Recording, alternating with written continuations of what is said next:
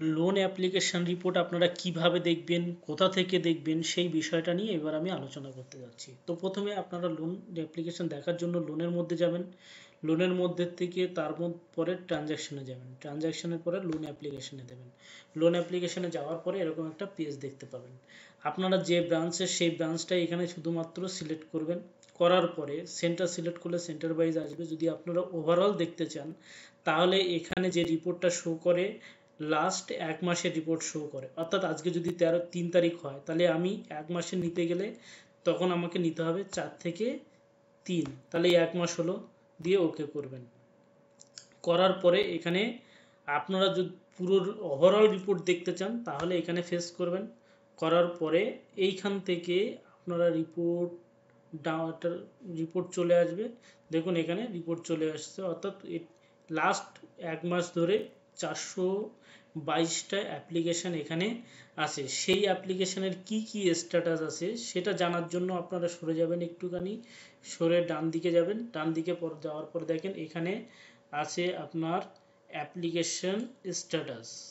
এই অ্যাপ্লিকেশন স্ট্যাটাসটা দেখুন, এখানে রিজেক্ট মানে ওই অ্যাপ্লিকেশনের কি স্ট্যাটাস আছে, যেমন এই অ্যাপ্লিকেশনটা স্ট্যাটাস আছে রিজেক্ট, তারপরেরটা হচ্ছে জিআরটি, তারপরে রিজেক্ট সিজিটি, জিআরটি, এরকম বিভিন্ন অপশন দেখতে পাবেন। যদি আপনারা এটা ডাউনলোড করেন, ডাউনলোড করলে এটা ডাউনলোড হয়ে যাবে এক্সেল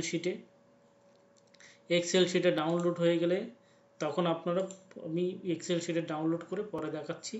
প্লাস এখান থেকে মনে করেন আপনারা আজকের ডিসবার্স করবেন, তো সেই ডিসবার্স লিস্টটা যেগুলো পেন্ডিং আছে, ডিসবার্সগুলো নিয়ে গেছে, সেগুলো দেখতে গেলে কি করবেন, তখন আপনারা এখানে অ্যাপ্লিকেশন স্ট্যাটাসটা করবেন।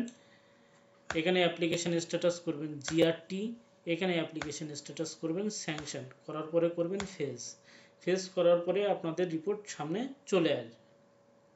যেমন দেখুন 14টা অ্যাপ্লিকেশন স্যাংশন হয়ে আছে ডিসবার্সের জন্য, এগুলো রেডি। এখানে দেখেন স্যাংশন ডকুমেন্টস ভেরিফিকেশনের যে এটা আছে সেখানে এখানে দেখেন প্রত্যেকটা স্যাংশন আছে, অ্যাপ্লিকেশন স্ট্যাটাস আছে জিআরটি। তাহলে এই দুটো অর্থাৎ ডকুমেন্ট ভেরিফিকেশন স্যাংশন থাকতে হবে, অ্যাপ্লিকেশন স্ট্যাটাস জিআরটি থাকতে হবে, তবে সেগুলো ডিসবার্সের জন্য রেডি। বোঝা গেল? এবার এখানে পেন্ডিং দেখবেন কি করে। পেন্ডিং দেখতে গেলে সেম এখানে পেন্ডিংগুলো আপনারা সিলেক্ট করবেন, করার পরে এখানে পেন্ডিং করে ফেস করবেন, তাহলে এখানে পেন্ডিংগুলো চলে আসবে। দেখুন এবার এখানে পেন্ডিংগুলো চলে আসে, দেখেন এখানে সব পেন্ডিংগুলো চলে আসছে। এবার কি কারণে পেন্ডিং সেটা দেখতে গেলে একটু ডান দিকে যাবেন। ডান দিকে গেলে দেখতে পাবেন পেন্ডিং ফর কেওয়াইসি প্রবলেম, এখানে কি কেওয়াইসির প্রবলেম আছে সেগুলোও জানতে পারবেন। এইবার এটাকে যখন আপনাদের কাজ থাকে তখন এখানে কি করবেন, ডাউনলোড করে এখানে যে এক্সপোর্ট ডেটা, এই এক্সপোর্ট ডেটাটা ডাউনলোড করে নেবেন। ডাউনলোড করলে এরকম এক্সেল শিটে একটা ডাউনলোড বেরিয়ে আসবে, সেটাকে আপনারা খুলে নেবেন, তখন এরকম এক্সেল শিট বেরিয়ে যাবে। ওকে, এবার এখান থেকে আপনারা পুরো লেখাগুলো পড়তে পারবেন, সেই অনুযায়ী আপনারা তার সমাধান করতে পারবেন। অ্যাপ্লিকেশন রিপোর্টে আরও অনেক কিছুই আছে, যেমন সিজিটি কতগুলো আছে সেগুলো জানতে গেলে কি করবেন, তো এখানে এটা কেটে দিলাম, এটা কেটে দেবেন, যা থাকবে এখানে শুধুমাত্র সিজিটি সিলেক্ট করবেন, সিজিটি সিলেক্ট করে ফেস করবেন। তো ম্যানেজার যদি দেখে যে তার জিআরটি কতগুলো বাকি আছে, যে জিআরটি করতে হবে অর্থাৎ সিজিটি হয়ে গেছে, তাহলে দেখবেন এখানে নিচে দেখা যাচ্ছে 19টা তার জিআরটির জন্য পেন্ডিং আছে, অর্থাৎ সিজিটি কমপ্লিট। এই হলো অ্যাপ্লিকেশন রিপোর্ট।